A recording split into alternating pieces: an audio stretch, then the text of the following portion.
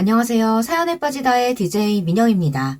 오늘도 첫 번째 사연 시작하기 전에 구독과 좋아요 버튼 눌러주시고요.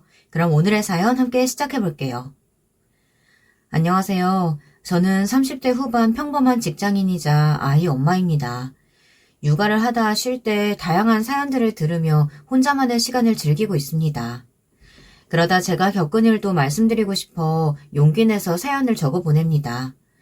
조금 오래된 이야기도 있지만 굵직한 이야기들은 친구들에게 하소연을 하기도 하고 가끔 그땐 그랬었지라고 말하기도 하며 잊을 수가 없더라고요. 저는 인생은 가까이서 보면 비극이지만 멀리서 보면 희극이다라는 말을 늘 생각하며 안 좋은 일이 생겨도 긍정적으로 생각하려 해서 그런지 남들보단 스트레스를 받는 편은 아닙니다. 또 저는 참고 사는 성격이 아니라 그렇게까지 스트레스를 받는 일도 잘 없고요. 하지만 이것도 가족이면 다르더라고요. 다른 사람이야 안 보면 끝이니 좋게 생각하려고 하며 떨쳐버릴 수 있는데 가족은 계속 봐야 하니 떨쳐버릴 수가 없더라고요. 부모님도 마음이 안 맞을 때 힘들고 결혼 후 시댁에서는 얼마나 힘들까요? 제가 말로만 듣던 시댁 시누이 때문에 속을 끙끙 앓았다는 게 이제 와서 생각해보면 많이 참았다는 생각이 듭니다. 한번 들어보실래요? 저는 대학 졸업과 동시에 결혼을 하게 되었습니다. 남편은 저와 만나기 전 직장을 잘 다니고 있었는데 요식업 쪽에 관심을 가지게 되어 회사를 그만두고 지인 가게에서 일을 하게 됐습니다. 저는 그 가게에서 남편을 처음 만났고요. 제 지인이 남편의 지인과 아는 사이라 자주 가게에 가게 됐는데요. 그러다 보니 남편과 자연스럽게 대화를 하게 됐고 서로 취향도 잘 맞아 따로 만나 데이트도 했습니다. 남편은 저와 나이 차이가 좀 있어 걱정을 했지만 저의 돌직구로 저희는 사귀게 됐어요. 만나면 만날수록 콩깍지가 씌어서 그런지 남편이 정말 괜찮은 사람이라고 생각했습니다. 알뜰하게 돈도 잘 모으고 목표를 향해 자기 개발하는 모습도 멋있었고 그 나이에 놀 줄도 모르고 저에게 참 다정한 사람이라 이런 사람을 만나기 어렵다고 생각하며 제가 먼저 결혼 이야기를 꺼냈어요. 저는 어릴 때부터 괜찮은 사람이 나타나면 바로 결혼을 하고 싶다는 말을 하고 다녔는데요. 그러던 중 저희 남편을 만난 거죠. 저는 남편도 바로 좋다고 할 줄 알았는데 당황하는 얼굴로 저를 보며 얼버무렸습니다. 제가 다시 한번 묻자 자기는 결혼 생각은 없었다고 말했습니다. 처음엔 그 말을 듣고 심장이 내려앉는 줄 알았어요. 그 뒤에 대답이 없었다면 저희 부부는 만나지 못했을 겁니다. 다행히 남편은 바로 그 뒤에 말을 붙였습니다. 지금 저를 만나 생각이 바뀌었지만 저에게 미안하다고 말했죠. 어린 나이에 이 사람 저 사람 많이 만나봐야 하는데 자기같이 나이 많은 사람이랑 만나게 돼서 미안하다고. 저는 그 대답을 듣고 한시름 놓으며 말했어요. 내가 좋으면 됐다고, 우리 서로 사랑하고 믿음이 있으니 잘 살 거라고 말했죠. 살림은 자신 있다고 남편에게 약속했고 남편도 자신도 살림은 자신 있다고 말했습니다. 서로 결혼을 약속하고 부모님께 허락을 받기 위해 말씀드리니 아니나 다를까 반대를 하셨습니다. 이제 취직을 할 시점인데 결혼은 무슨 결혼이냐며 화를 내셨죠. 저는 그건 걱정하지 말라고 대외 활동도 많이 하고 대학 때 인턴 생활도 했으니 직장은 바로 가질 수 있을 거라 떵떵 소리쳤습니다. 그리고 바로 회사를 들어가게 됐고 다시 한번 더 부모님께 말씀드렸어요. 부모님은 그제서야 솔직하게 말씀하시더라고요. 나이 차이, 요식업 쪽에서 일을 하는 게 마음에 들지 않는다고 말씀하셨습니다. 저희 부모님은 평범한 직장인을 만나길 원하셨거든요. 하지만 제가 이 사람은 꽤 괜찮은 사람이고 이 남자 아니면 결혼은 절대 못할 거라며 반대를 한다면 집을 나가겠다고 말했어요. 저희 부모님 가슴에 못 박는 소리까지 하며 집을 나왔습니다. 자식 이기는 부모님 없다죠. 부모님은 마지못해 결혼을 허락하셨습니다. 알고 보니 남편이 매일 부모님을 찾아와 설득해서 이 정도면 자기 딸을 책임질 수 있을 것 같다 생각해 허락을 하셨다고 했습니다. 이젠 시댁 쪽에 허락을 받으러 가야 되는데 시부모님은 남편이 어렸을 때 돌아가셔서 안 계셨습니다. 남은 건 시누이뿐이었죠. 시댁 시누이의 관계도 많이 들어서 걱정이 많이 되었지만 남편은 걱정 말라며 귀엽게 봐줄 거라며 말했습니다. 남편이야 자기 여동생이니 하는 말이겠거니 생각하고 마음을 단단히 먹고 갔는데요. 하지만 걱정이 무색하게 신우이와의 만남은 꽤 좋았습니다. 저희 남매는 힘든 시기에 부모님이 돌아가셔서 의존할 수 있는 가족이라곤 오빠와 저뿐이라 사이가 좋아요. 내가 먼저 결혼할까봐 걱정했는데 오빠가 먼저 결혼할 수 있게 돼서 정말 다행이에요. 올케라고 불러도 될까? 신우이는 조심스럽게 저를 대했고 먼저 편하게 언니라 부르라며 말했고 저를 친동생처럼 대하고 싶다며 아껴줬습니다. 만나는 횟수가 늘어가면서 편해져서 신우와 저는 친구처럼 지냈어요. 저의 이야기를 하며 제 15년지기 친구보다 더 편하게 느껴질 때도 있었습니다. 친하게 지내는 게 좋으면서도 한편으로는 걱정도 됐습니다. 사이가 좋은 게 뭐가 걱정이냐 하시겠지만 괜히 밉보이면 친한 만큼 더 미워지기 마련이기에 걱정했지만 다행히 결혼 전까지는 아무 문제가 없었습니다. 문제는 결혼 후였죠. 올케, 오늘 저녁도 집에서 먹을 거지? 나도 갈게. 네, 언니. 안 그래도 부모님께서 김치랑 과일 보내주셨는데 그것도 들고 가세요. 김치 다 떨어져 가는데 올케한테 부탁할까 고민했는데 이렇게 얘기해주네. 고마워. 신우이는 저희 집에 자주 놀러왔습니다. 처음에는 가족도 없이 혼자 지내는 게 적적한 것 같아 보여 자주 불러 함께 저녁 먹는 시간이 많았습니다. 부모님이 해주신 반찬과 김치, 과일들을 나눠줬고요. 하지만 어느 순간부터 받는 게 당연하다고 생각하고 가끔은 왜 자기 건 안 챙겼냐고 말을 하기도 하고 부르지도 않았는데 먼저 가서 기다리고 있겠다며 막무가내로 저희 집에 오더라고요. 또 하루는 저희가 쉬고 있는데 갑자기 비밀번호 치는 소리가 들리더라고요. 저희는 놀라 취한 사람이 잘못 눌렀나 싶었는데 신우이였습니다. 신우가 치킨을 사와 같이 먹자고 말을 하더라고요. 저희가 부른 것도 아니고 쉬고 있는데 남의 집 비밀번호를 치고 들어오는 건 아니라고 생각이 들지 않으세요? 일단 치킨을 사온 신우이에게 한 소리 하긴 그래서 일단 참고 치킨을 먹었습니다. 그러고는 피곤하다며 신우가 바로 집으로 가는 바람에 한 소리도 못했죠. 어쩔 수 없이 다음날 전화로 신우에게 말을 했습니다. 올케, 무슨 일이야? 저녁? 미안해서 어쩌지. 오늘은 내가 약속이 있어. 아니요, 할 말이 있어서 연락드렸어요. 안 그래도 내가 커피 쿠폰 받았는데 그거 갖고 집으로 찾아갈게. 주말이니까 집에 있지? 언니, 집에 찾아오시는 것 때문에 연락드렸어요. 이렇게 저희 생각해서 오시는 건 너무 감사한데 저희가 비밀번호 알려준 이유는 언니가 저희 집 앞에서 기다리시는 게 죄송하고 마음이 불편해서 알려드린 거예요. 근데 이렇게 아무도 없는데 오시고 쉬는데 불쑥 찾아오는 거 불편해요. 죄송한데 이렇게 막무가내로 찾아오시는 건 이제 안 해주셨으면 좋겠어요. 미안. 내가 생각이 짧았네. 예의가 아니었다. 미안해. 다행히 신우이는 바로 수긍을 했고 그 다음부터는 저희가 부를 때만 오고 막무가내로 저희 집에 찾아오는 경우는 없었어요. 그리고 반찬 이야기는 안 했었는데 저희 남편이 이야기를 했는지 먼저 가져가겠다는 말은 안 하더라고요. 그 후에 미안하다며 자그마한 선물도 가져와 사과도 했습니다. 하지만 점점 오는 횟수가 줄어들어 이번 일 때문에 섭섭해하는 게 아닌지 걱정도 되고 괜히 멀어지는 거 아닌가 걱정이 되더라고요. 그래도 남편 가족인데 남편이 저희 부모님께 잘해주는 것만큼 저도 잘 챙기면 좋다고 생각해 신우와 잘 지내보겠다고 생각을 했거든요. 또 신우가 늘 달고 사는 말이 외롭다, 남들보다 외로움을 많이 탄다, 정신과를 다녀야 하나 등 외롭다는 이야기들을 많이 했습니다. 그래서 걱정이 됐어요. 걱정이 돼서 남편에게 물었더니 웃으며 남자친구가 생겨 저희 집에 올 시간이 없다고 말하더라고요. 차라리 잘됐다 싶어 저희는 편하게 신혼생활을 즐겼습니다. 하지만 이 행복은 얼마 가지 못했어요. 회사에서 일을 하고 있는데 신우이에게 계속 전화가 왔습니다. 바쁘고 일하고 있는지라 당연히 전화를 받지 못했습니다. 잠깐 쉬고 있을 때쯤 남편에게 전화가 왔어요. 남편은 제가 일하고 있는 시간에는 전화를 안 하는 성격인데 전화가 와서 무슨 일이 있을까 전화를 받았어요.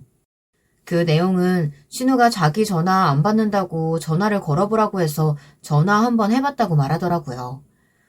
저는 어이가 없어서 그게 무슨 소리냐며 일을 하는 거 알지 않냐며 그런 일은 알아서 남편이 말을 하면 됐지 않느냐며 짜증을 냈습니다. 바쁜데 이런 소리까지 들어 좀 예민해져 남편에게 화를 내고 말았죠. 남편에게 화를 낸 건 처음이라 아차 싶었지만 남편은 미안하다며 일한다고 자기 전화도 안 받는다고 말하겠다고 하고 끊었습니다. 그러고는 퇴근하고 신우이에게 전화를 했습니다. 올케 바빴어? 다른 게 아니고 올케가 우리 오빠한테 프로포즈 했다며? 어떻게 했어? 저는 그 말을 듣고 황당했습니다. 그 말 물어보려고 회사에서 바쁘게 일하는 사람한테 전화를 계속하고 남편한테 전화 안 받는다고 하소연하며 전화를 시킨 게 어이가 없었죠. 그냥 결혼하자고만 얘기하고 따로 프로포즈 한 건 없어요. 남편한테 그냥 프로포즈는 필요 없다고 말. 그래? 그래, 역시 프로포즈는 여자가 아니라 남자가 해야지. 알았어. 그러고는 신우는 바로 전화를 끊었습니다. 저는 이게 무슨 전화인가 싶었지만 그냥 이제 신우는 이런 사람인가 보다 생각하고 그 전에는 내가 신우를 너무 좋게 봤던 것 같다고 생각했습니다. 그날 남편이 신우가 왜 전화했냐고 물어보니 대답해줬고 멋쩍게 웃으며 신우가 가끔 그럴 때가 있다며 말을 했습니다. 아마도 저를 편하게 생각해서 친구 대하듯이 행동하는 것 같다며 이해하고 넘어가라는 식으로 말을 하더라고요. 생각해보면 신우는 좀 막무가내인 성격인 건 예전부터 보였는데 그전엔 문제될 게 없다고 생각해 불편한 건 없었지만 결혼 후 부딪힐 일이 많다 보니 이젠 점점 불편해지더라고요. 남편에게 말을 해볼까 고민도 했는데 해봤자 좋은 소리만 할 것 같아 마음에만 담아뒀습니다. 남편은 속이 너무 넓거든요. 그 점이 좋지만 그 점 때문에 옆 사람은 속이 터지니 말을 해도 고쳐지지 않으니 답답하기만 했죠. 하지만 어쩌겠어요. 이미 집에 오는 문제는 해결이 됐고 사소한 일로 불편해지면 서로 같이 불편해질 것 같아 그냥 넘기기로 했습니다.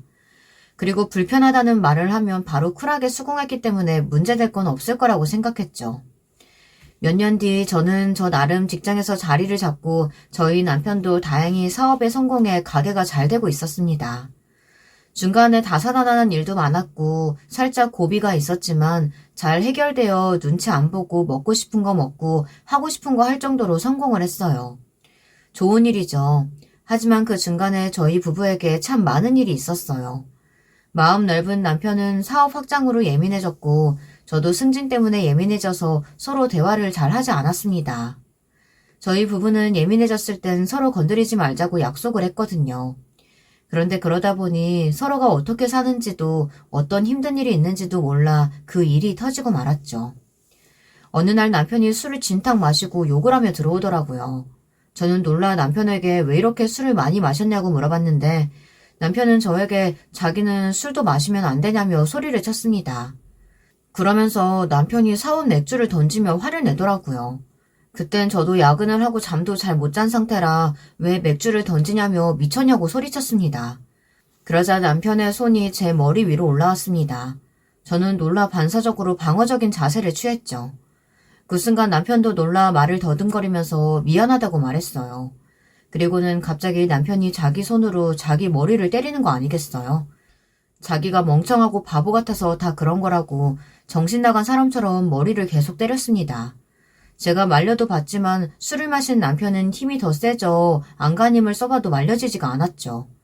그때 제가 왜 그러냐며 저도 모르게 펑펑 울며 얘기하자 남편이 갑자기 아이처럼 울며 동업자가 돈을 가지고 도망쳤다고 하더라고요. 저는 순간 눈앞이 캄캄해지고 숨이 쉬어지지 않았습니다. 하지만 남편이 더 위험해 보여 정신을 잡고 남편 뺨을 한 대 때리고 한마디 했어요. 여보, 정신 차려요. 여기서 포기할 거야? 다시 일어설 수 있잖아. 그 말 끝으로 저희는 아이처럼 펑펑 울며 서로 미안하다고 2시간가량 눈물 젖은 대화를 했습니다. 새로운 마음으로 일하겠다는 남편은 전보다 더 잘 됐어요. 그래서 경제적으로 여유가 되어 아이 얘기가 나왔죠. 나이가 많은 편은 아니라 아이가 빨리 생길 줄 알았는데 쉽게 찾아오지는 않더라고요. 이 일로 스트레스를 받았지만 스트레스를 받으면 아이가 더 안 생길 수도 있으니 너무 스트레스 받지 말고 천천히 가보자고 남편이 말했어요. 신우도 이것저것 임신에 좋은 음식들, 임신 준비에 필요한 것들을 챙겨주더라고요. 신우가 가끔 믿기는 하지만 이렇게 챙겨주는 것 보면 감사했어요. 근데 어느 날 신우가 임신했다는 소식을 들었습니다. 신우는 아직 결혼도 안 했는데 임신이라고 해 남편과 저는 놀랐어요. 알고 보니 신우는 남자친구와 결혼을 하고 싶어 임신을 하게 된 거였죠. 그래서 신우도 임신에 좋은 음식을 이것저것 먹은 것이었고 티가 안 나게 저에게도 챙겨준 것이었어요. 뭐 그래도 저도 챙겨줬으니 나쁜 건 없지만 괜히 이용당한 것 같은 느낌이 들어 찜찜했습니다. 하지만 어쩌겠어요. 아이가 생긴 건 축하받아야 할 일이니 축하를 해줬습니다. 언니 축하해요. 그럼 결혼식은 아이 낳고 하는 거예요? 아휴, 내가 그 사람이랑 결혼하고 싶어서 임신했는데 아직 말을 못 꺼냈어. 남자친구는 결혼 생각이 없다고 했거든. 그래서 어떻게 얘기해야 할지 모르겠어. 올케가 대신 말해줄래? 아, 네? 아니, 임신 사실을 제가 말하는 건 아니라고 생각하는데요. 그래도 빨리 말씀드리는 게 좋을 것 같아요. 저는 당연히 둘 사이에 아이 얘기나 결혼 얘기가 오갔을 거라고 생각했는데 아니었다니. 신우의 말을 듣고 당황했어요. 신우가 막무가내인 건 알았지만 임신은 그리 가벼운 문제는 아니잖아요. 그래도 제가 봐온 신우이의 남자친구는 책임질 수 있는 사람이라 그리 큰 걱정은 안 했어요. 신우는 남자친구에게 얘기했고 당황했다곤 하지만 결혼 얘기가 오갔고 아이 낳고 결혼식을 올리기로 했다고 했습니다. 제가 못된 건지 한편으로는 마음이 안 좋더라고요. 저희 부부는 열심히 준비도 하고 아이 계획도 세웠는데 아이가 없고 신우는 별 준비 없이 아이를 가졌으니 괜히 마음이 울적해졌어요. 신우는 배가 점점 불러갔고 시댁 부모님도 안 계셔서 저희가 많이 도왔습니다. 그런데 점점 신우가 저에게 요구하는 것이 많아져 갔어요. 한날은 배가 너무 아프다며 와줄 수 없냐고 물어보길래 제가 회사라 못 갈 것 같다고 말했습니다. 저 대신 남편이 아르바이트생에게 일을 맡겨두고 병원에 다녀왔습니다. 저는 신우에게 미안하다고 일이 있어 못 갔다고 문자를 했지만 신우가 섭섭하다는 식으로 말을 했죠. 처음에는 저도 미안해서 신우가 먹고 싶은 것들을 챙겨서 보러 갔어요. 근데 이젠 평일엔 제가 회사에 있어서 못 가니 주말에 부르는 거 아니겠어요? 뭐 여자 자매가 없어서 저를 편하게 친동생으로 생각해 이 얘기 저 얘기 하고 싶은가 보죠. 임신을 했으니 외로울 거라고 생각은 합니다. 아주버님은 출장이 잦아 같이 있어주지는 못했거든요. 저도 같은 여자라 이해하려 하지만 점점 지쳐갔어요. 저는 평일날 회사 일에 치이고 주말엔 신우 얘기 들어주느라 지쳤습니다. 오죽했으면 저희 남편이 신우에게 그만 좀 부르라고 말을 했겠어요. 근데 그 사건이 터지고 말았죠. 신우가 어느 날 펑펑 울면서 저희 집에 왔더라고요. 저희는 놀라 얼른 안으로 들어오라고 했고 신우는 거기서 주저앉아 하염없이 울기만 했습니다. 남편과 저는 신우를 달랬어요. 언니, 무슨 일이에요? 신우는 아무 말 없이 저와 남편을 쳐다봤습니다. 둘 다 진짜 너무한 거 아니야? 남편과 저는 벙쪄 있었습니다. 도대체 저희가 무슨 잘못을 했는지 빠르게 머리를 굴리기 시작했고 이렇게 심하게 울 정도로 잘못한 게 있었나 생각했습니다. 아니, 그게 무슨 소리야? 무슨 일 있었어? 둘 다 모르겠어? 언니, 무슨 소리 하시는 거예요? 무슨 소리냐고? 둘 다 진짜 너무한다. 안 좋은 일 있으셨어요? 저는 고구마를 100개 먹은 듯 답답했습니다. 물어봐도 너무하다고만 대답하고 왜 그러는지 모르겠다고 하면 또 너무하다고 말을 하고 이 대화만 계속 되풀이되고 있었어요. 그래서 결국 저는 신우에게 화를 내며 말했죠. 언니, 다짜고짜 집에 오셔서 너무하다고만 말씀하시면 저희가 어떻게 해야 할까요? 말도 안 하는데 그냥 알아차리기를 원하시는 거예요? 만약 저희가 잘못한 게 있으면 언니 말 듣고 사과드릴게요. 그러니까 그만 우시고 왜 속상한지 말씀을 해주세요. 제 말을 들은 신우는 놀라 울음을 멈췄어요. 그러고는 마음을 가다듬고 얘기했습니다. 신우는 주말에 와주지 않은 저희에게 화가 났던 겁니다. 이 말을 듣고 조금 화가 났지만 임신을 한 상태이기에 예민했을 거라고 생각하고 안 좋게 말하는 건 아니라고 생각해 일이 바빠서 너무 힘들었다며 나도 쉬고 싶을 때가 있었는데 남편이 제가 너무 피곤해 보여 대신 얘기해준 것 같다며 좋게 얘기를 했어요. 신우는 그 얘기를 듣고 자기도 너무 외로워서 우울증이 생긴 것 같아 펑펑 울다가 서러워서 저희 집에 찾아왔다고 했습니다. 그러면서 너무 아이같이 굴었다며 미안하다고 사과를 하더군요. 근데 그때 엄청 놀라운 얘기를 들었어요. 사실 자기 남편이 출장이 잦은 이유가 자기 때문일 거라는 얘기를 했습니다. 저는 처음에 이해가 가지 않았지만 얘기를 듣고 알게 되었습니다. 신우는 남편이 임신 사실을 알았을 때 당황하면서 지우자는 이야기를 했다며 울며 말했고 그러면서 아직은 아니라고 단호하게 말을 하고 잠시 시간을 갖자고 얘기를 했다고 했습니다. 그 뒤에도 신우가 계속 연락을 했지만 받지 않았고 일주일이 지나서야 연락을 받았다고 했습니다. 다시 만나서도 신우에게 아이는 지우자고 얘기했지만 신우가 그 자리에서 아이를 지우게 된다면 자기는 여기서 죽을 거라며 그 자리에서 창가 쪽으로 달려갔고 그제야 알겠다며 같이 살자고 했다고 하더군요. 그러면서 어쩔 수 없이 자기와 살게 된 거라고 말을 하더라고요. 신우도 자기 입으로 나 같은 사람이랑 살면 힘들어할 거라며 자기는 이해한다고 했습니다. 하지만 그 외롭고 지친 게 저희한테 다 푸는 것 같아 하고 싶은 말이 목 끝까지 차올랐지만 말은 하지 않았어요. 그렇게 저와 남편은 그 말을 듣고 한동안 말이 없었습니다. 이제와 아이를 지으라고 할 수도 없고 몇 개월이 지나 배가 부른 사람한테 모진 말을 할 수도 없으니 침묵만이 저희 집을 감싸고 있었죠. 5분 동안은 한 명의 울음소리, 한 명의 한숨, 그리고 한 명의 손짓의 소리만 들렸어요.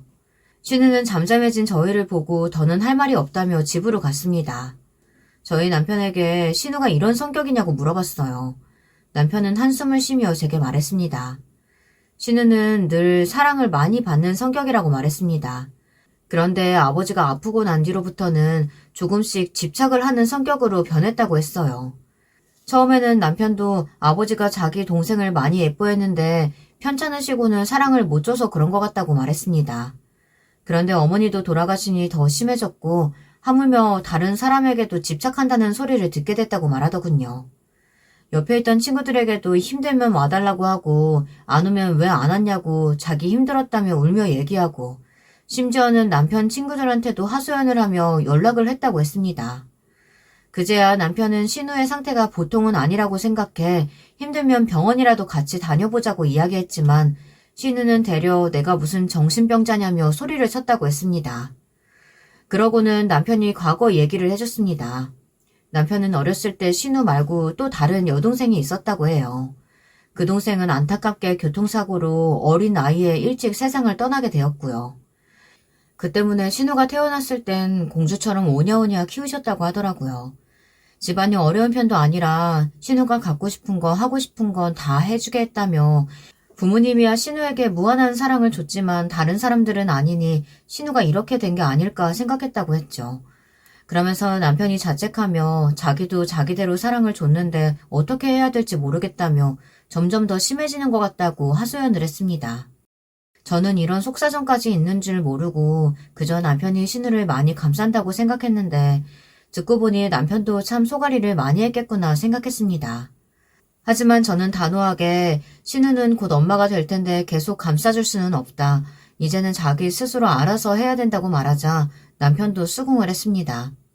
남편에게 최선을 다했다며 자책하지 말라는 말을 했지만 남편의 힘들어하는 모습을 보니 저라도 마음을 단단히 먹어야겠다는 생각이 들었어요. 그 사건이 있고 신우는 당분간 저희를 찾아오지 않았어요. 물론 남편은 가끔 찾아갔고 저는 메시지 정도만 보내는 정도였어요. 그러고 시간이 좀 지나 다시 신우가 연락이 왔습니다. 전보다 자주 부르지도 않고 계속 힘들다고 연락 오는 것도 아니고 해서 저는 받아주고 있었습니다. 다행인지 아닌지 신우는 제가 이야기를 하면 고치려고 하는 게 보여서 미워할 수가 없었죠. 그래서 저도 가끔 신우가 먹고 싶다는 과일이나 음식을 사 같이 먹기도 했고요. 어느덧 시간이 지나 신우는 막달이 다 됐고 드디어 저희의 첫 조카가 생겼습니다. 저희 부부도 아이를 원했기에 모든 아이가 예뻐 보이는 시기였던지라 첫 조카가 너무 예뻤어요. 심지어 저희는 딸을 원했는데 첫 조카가 딸이니 얼마나 예뻐 보이겠어요. 남편과 저는 조카에게 이 선물 저 선물 아낌없이 줬고 사랑을 많이 줬습니다. 조카를 보며 저희 부부도 아이를 갖고 싶다는 생각이 더 커져만 갔고 더 열심히 준비를 했죠. 이렇게 또 잠잠히 흘러가나 싶었더니 또 신우이 때문에 골치 아픈 일이 생겼습니다. 저도 늦게 야근까지 하고 들어와 씻지도 못하고 그대로 누웠고 남편도 바쁜 가게 일에 녹초가 되어 둘 다 아무 말 없이 쉬고 있었어요. 그런데 갑자기 저한테 신우이가 전화가 왔습니다. 지금 숨이 잘 안 쉬어진다고 말해서 저는 놀라 곧장 집으로 달려가겠다고 119를 부르겠다고 말했어요. 남편과 저는 당장 신우이의 집으로 달려갔고 거기서 저희는 경악을 금치 못했습니다. 집은 아이 용품과 기저귀, 쓰레기들로 가득 찼고 조카는 울고 있었습니다. 그 옆에 신우는 숨을 가다듬고 있어 얼른 신우 옆으로 가 119가 곧 도착하니 걱정 말라며 이야기했어요. 119가 도착하고 남편과 신우는 같이 앰뷸런스를 타고 갔고 저는 조카를 진정시키고 집안을 청소했습니다. 남편에게 연락이 왔고 다행히 아무런 이상은 없다고 말했습니다. 그냥 과하게 스트레스를 받아서 그런 것 같다며 당분간 스트레스를 안 받게 조심하라고 했습니다. 결국 그날 저는 조카를 하루 종일 봐줄 수밖에 없었고 잠도 얼마 못 자고 회사에 출근했어요. 그날 진짜 너무 힘들어서 결국 반차 쓰고 집에 가서 쉬었어요. 남편이 집에 와 고생했다며 말하자 저도 모르게 울컥했습니다. 육아가 이렇게 힘들다는 걸 듣고는 있었지만 하루하고 힘들어하는 제 자신이 한심하기도 하고 이런 상태로 엄마가 될 수 있을까라는 생각에 눈물이 났어요.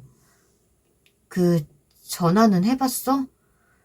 안 그래도 동생이 병원에 있을 때 연락 와서 말을 했는데 놀란 것 같더라. 그래서 이 얘기 저 얘기 좀 했는데 매제도 힘들어하는 것 같았어. 자기 때문에 출장 자주 가는 건 아니냐고 계속 말하는 바람에 힘들어하는 것 같더라고. 신우이는 저희에게 한 이야기를 그대로 자기 남편에게 한 것입니다. 하지만 남편 말로는 출장이 잦은 직업이라 어쩔 수 없었고 혼인신고를 한 후 아이를 위해 일을 하다 보니 더 출장이 잦아진 것이라고 말을 했죠. 신우이는 아이 낳기 전 카페에서 일을 했는데요. 아이를 가지고는 더는 일을 할 수 없을 것 같아 카페를 다른 사람에게 넘기고 쉬고 있어 어쩔 수 없이 외벌이를 할 수밖에 없는 상황이 된 것이었죠. 그리고 그 뒤에 좀 이해할 수 없는 이야기들을 들었어요. 신우와 아주버님은 사귈 때부터 결혼 이야기를 했고 아이 얘기도 했다고 했습니다. 물론 그 당시 당장은 아니고 몇 년 뒤에 하자고 얘기가 나왔는데 덜컹 아이가 생겨버린 것이고요. 그러자 이직을 준비하고 있던 아주버님은 신우의 말을 듣고 당황해 조금만 시간을 달라고 했고 이직은 하지 않았고 덜컥 아이 아빠가 된다는 생각에 무서워 연락을 피했다고 합니다. 그래서 아이를 지우는 건 어떠냐고 조심스레 물었는데 신우의 반응을 보고 아니라고 생각했고 자기도 아차 싶어 반성하고 아이를 낳고 결혼하자고 얘기를 했다고 했습니다. 두 사람 다 얘기를 들어보니 이해가 갔어요. 그런데 여기서 이해가 가지 않는 건 중간중간 신우이가 한 말과 맞지 않는 말이 있어 이상하다는 생각이 들었죠. 아무래도 언니가 많이 힘들어하는 것 같은데 병원에 가보는 건 어때? 그래, 매제도 요즘 점점 더 심해진다고 하더라고. 근데 예전에도 말을 해봤지만 소리치는데 과연 가려고 할까? 저와 남편은 한숨만 쉬며 신우와 얘기를 해본다며 잠깐 나갔어요. 다행히 신우는 심리상담을 받아보겠다고 얘기했습니다. 근데 거기에 조건이 하나 있었는데 한 달 동안은 저희 부부가 주말에 아이를 봐줄 수 있냐고 물어봐 남편은 알겠다고 얘기했다고 합니다. 이건 정말 아닌 것 같지 않나요? 아무리 조카가 예쁘고 자기 동생이 힘들어하지만 신우가 남편도 없는 것도 아니고 일을 하는 것도 아닌데 저희 보고 아이를 봐달라고 하니 저는 화가 났습니다. 아니, 왜 우리가 봐줘야 하는 거야? 당연히 조카가 예쁘지만 평일엔 당신도 일하고 나도 일하는데 그리고 당신은 주말에 가게 바쁘면 도와주러 가야 되잖아. 나도 가끔 도와주러 갈 정도로 바쁠 때가 있는데 그럼 그때는 어떡할래? 내가 다 해야 돼? 아니, 동생이 아프다는데 그럼 어떡해. 부모님이 계시는 것도 아니고 우리 둘뿐인데 내가 좀 더 봐줄 수도 있지. 그리고 당신은 부모님 계시니까 나중에 힘들면 부모님한테 가면 되는데 우리는 없잖아. 친언니였으면 바로 도와줬을 거 아니야? 그리고 너를 얼마나 예뻐하고 친동생처럼 대했는데 그 정도도 못해줘? 저와 남편은 처음으로 신우이 때문에 부부싸움을 했고 저는 절대 못 도와준다고 못을 박았습니다. 그 이후로 남편과 저는 냉정 상태라 일주일 동안 말을 하지 않았어요. 처음에는 신우이가 밉고 짜증나서 다시는 보지 않을 거라고 생각했고 그 다음엔 남편이 원망스러웠습니다. 좋게 생각해보려고 해도 계속 봐야 하는 사람이라 조금만 생각해도 화가 나더라고요. 그 후엔 남편에게 화가 났어요. 아무리 자기 동생이라지만 저와 남편도 아이를 간절히 원했고 얼마 없는 시간 동안 열심히 준비해야 하는데 조카나 돌봐주고 있는 게 화가 났죠. 그리고 부모님이 안 계시다는 이유로 신우를 감싼다는 게 남편이 되려 신우를 오냐오냐 키우고 있다는 생각이 들었습니다. 이렇게 점점 생각하니 사랑스러운 조카마저 미워지려고 했어요. 그래서 전 다시 정신을 차렸습니다. 아무리 밉다고 하지만 조카마저 미워하지 말자고 다짐하고 절대로 저는 봐주지 않을 거라고 다짐했죠. 하지만 남편이 가게 일과 육아로 점점 지쳐하는 모습이 보여 마음이 약해졌어요. 남편을 보면 볼수록 저의 다짐은 무너져 갔습니다. 남편이 저한테 못해주는 것도 아니었고 시누이도 제가 아팠을 때 가게도 접고 저를 간호해줬던 일이 있어 그 기억을 떠올리며 조금만 참아보자라는 생각에 제가 먼저 남편에게 말을 걸었어요. 알겠어요. 그럼 딱 남은 기간 동안 내가 봐줄게. 하지만 다는 아니야. 언니랑 잘 얘기해서 하루 종일은 아니고 어느 정도 시간만 봐주는 걸로 할게요. 남편은 알았다고 말을 했고 그렇게 저희 부부싸움은 종결됐죠. 신우와 잘 얘기를 해서 저녁 전까지만 봐주기로 했습니다. 저는 신우가 그 전까지 뭘 하는지 궁금해 물어봤어요. 내가 요즘 많이 울적하고 힘드니까 병원에서 친구들 좀 만나고 남편이랑도 얘기 많이 해보라고 해서 주말에 남편이랑 같이 데이트하지. 그 덕에 한결 마음이 편해지는 것 같아. 내가 항상 고마워, 옳게. 저는 그 말을 듣고 뒷목이 쫙 땡겼어요. 지금 누구 때문에 이 고생을 하고 있는데 그 누구는 웃으며 남편과 데이트한다는 소리를 하니 화가 치밀어 오르더라고요. 하지만 저희 남편을 생각해 참았어요. 네, 언니. 저희 남편도 요즘 가게 일 때문에 힘든데 조카까지 봐주는 게 힘들어서 제가 대신 왔어요. 저도 요즘 야근이 너무 심해서 너무 피곤해서 밤까지는 못 봐주는 게 죄송하게 생각해요. 근데 일하느라 너무 피곤하고 몸도 안 좋아서 혹시 조금만 자도 될까요? 너무 힘들어요. 오늘은 언니 아무것도 안 하시는 것 같은데. 차마 화를 낼 수 없어 저도 똑같이 피곤하다며 신우에게 말했고 신우는 살짝 당황하는 게 보였지만 저의 피곤한 기색을 보고 오늘은 자기가 아이를 돌보겠다며 집으로 가라고 말했습니다. 솔직히 이번 주에 야근을 하지도 않았고 피곤하지도 않았어요. 단지 예전과 다른 점은 화장을 안 하고 갔다는 점이었죠. 덕분에 저는 일찍 집에 가서 푹 쉬었습니다. 저와 남편은 오랜만에 집에서 쉴 수 있었고 남편이 부부싸움 후 멋쩍었는지 꽃을 주며 사과를 하더라고요. 덕분에 따뜻한 하루를 보낼 수 있었어요. 이런 하루만 있었으면 좋겠지만 결국 또 돌아오는 그 육아주가 되었고 마지막 주엔 나름 익숙해져서 혼자 육아의 신이 아니냐며 생각하며 하루만 더하면 육아에 벗어날 수 있다는 생각에 신이 났습니다. 또 신우이 부부가 내일은 자기들이 보겠다고 해서 저는 정말 행복하지 않을 수가 없었어요. 그런데 이걸 쓰면서 느끼는 건데 그 당시에 제가 조금 불쌍해 보이네요. 도와주는 게 당연한 건 아닌데 도와줄 땐 최선을 다해 도와주고 마지막 날 하루 쉬어도 된다고 해서 좋아하는 꼴이라니. 지금 생각해보니 안타깝네요. 하여튼 저와 남편은 축하주를 들었습니다. 물론 아이를 준비해 무알코올 샴페인을 터뜨렸고 저희의 아이를 위해도 열심히 준비를 했어요. 신우는 저희가 도와준 덕분에 전보다 많이 좋아진 것 같아 그래도 괜히 도와준 건 아니었구나 생각이 들었어요. 그렇게 신우이의 고민이 해결됐어요. 그 후로도 신우 때문에 골머리 앓을 일이 있었지만 잘 넘어갔고 어느덧 저희는 10년차 부부가 되었습니다.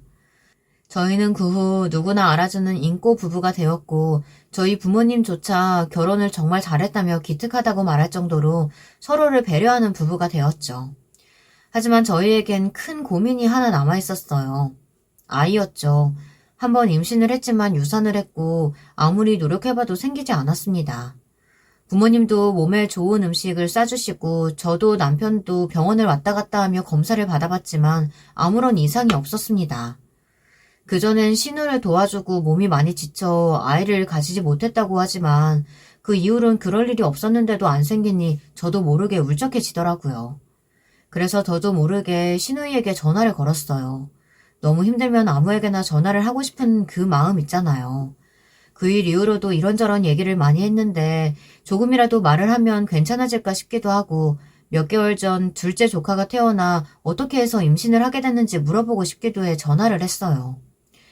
언니, 저 요즘 아기가 안 생겨서 너무 힘들어요. 어떻게 하면 아기를 잘 가질까요? 그래? 먹는 건 잘 챙겨 먹는 것 같던데. 나는 딱히 노력해서 아이가 생긴 게 아니라 잘 모르겠네. 일을 열심히 해서 스트레스 받는 거 아니야? 뭐 문제 있나? 아, 미안. 남편이 부르네. 나중에 통화하자. 저는 그 말을 듣고 서러워서 펑펑 울었어요. 분명히 병원에서는 문제가 없다고 했는데 제가 스트레스도 받고 일도 포기하기 싫어 회사를 다니는 게 문제가 되나 여러 가지 생각이 많아졌죠. 울적해진 저의 모습을 보곤 남편이 걱정하며 무슨 일이 있었냐고 물어봤고 저는 신우와 있었던 일을 말했습니다. 남편은 화가 나 신우에게 전화를 걸었고 안 그래도 아이가 안 생겨 힘든 애한테 그런 말을 하면 좋겠냐며 처음으로 남편이 신우에게 큰 소리를 쳤습니다. 그 후 신우가 미안했는지 저희 집에 찾아와 말이 심했다며 사과를 했습니다. 사과를 받는 일도 지쳐서 알겠다고 하고 신우의 가족과 저녁을 먹고 헤어졌죠. 저는 언제까지 신우의 사과를 받아야 할까요? 그냥 사과를 하지 않을 짓을 하면 될 텐데 안 그런가요? 결국 남편과 저는 시험관을 하기로 결심했고 그 다음날 속이 너무 안 좋아 병원은 다음에 가기로 했어요.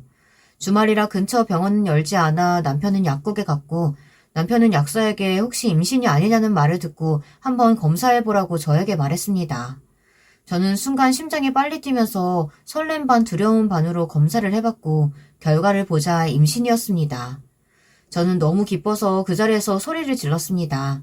남편은 제가 쓰러진 줄 알고 놀라 뛰어오니 검사를 보고 눈물을 흘리며 고생했다고 안아줬습니다.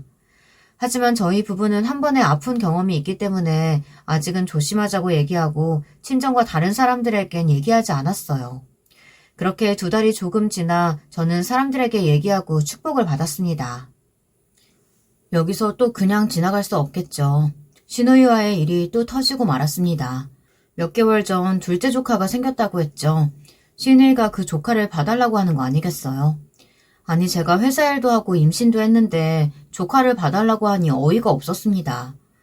알고 보니 신우이가 자기는 아이를 볼 때 육아 우울증으로 힘들어 사람들을 많이 만나야 할 것 같다며 저보고 좀 봐달라는 겁니다. 내가 예전에도 힘들어했잖아. 그게 육아 우울증인 것 같더라고. 그래서 그런데 둘째만 봐줄 수 있을까? 첫째야 혼자 잘 지내서 괜찮을 거고. 죄송해요 형님. 저도 지금 임신 중인데 일까지 아니라 몸도 지치고 더군다나 아이까지 보는 건 더 힘들 것 같아요. 나도 임신해봤잖아. 그 정도로는 안 힘들어. 그리고 나중에 연년생으로 둘째 생기면 그땐 어쩌려고? 이번 기회에 한번 체험해본다 생각하고 좀 도와줘. 아니요, 형님. 저는 못 도와드릴 것 같아요. 죄송해요. 그러고는 저는 끊어버렸습니다. 힘들지 않다니. 자기가 임신했을 땐 힘들다고 저한테 전화하고 그 당시엔 육아 우울증이 있었다 할지라도 지금은 그저 놀고 싶어서 핑계를 대는 것 같다는 생각을 했죠. 그러고는 남편이 전화해 신우와 있었던 일을 말하더군요. 보나마나 신우가 남편한테 전화해 하소연을 했을 거라고 생각했습니다. 남편은 미안하다며 자기 동생이지만 어쩔 수 없는 것 같다며 자기가 한 소리 했다고 그냥 넘어가 달라고 했어요. 요즘 신우가 저에게 뭐라고 하면 예전 같았으면 넘어갈 남편이 화를 낸 이후로는 신우에게 따끔하게 한 소리 하는 것 같았습니다. 그래서 저도 별말 없이 넘어갔죠. 시간이 흘러 출산을 하게 되었고 저와 남편을 반반 닮은 아들을 낳게 되었어요. 출산 후 바로 복귀하려고 했지만 10년 만에 얻은 자식이라 아이에게 좀 더 집중하고 싶어 육아휴직을 쓰게 됐어요. 예전에 조카를 봐줄 때와는 또 다르다는 걸 느꼈습니다.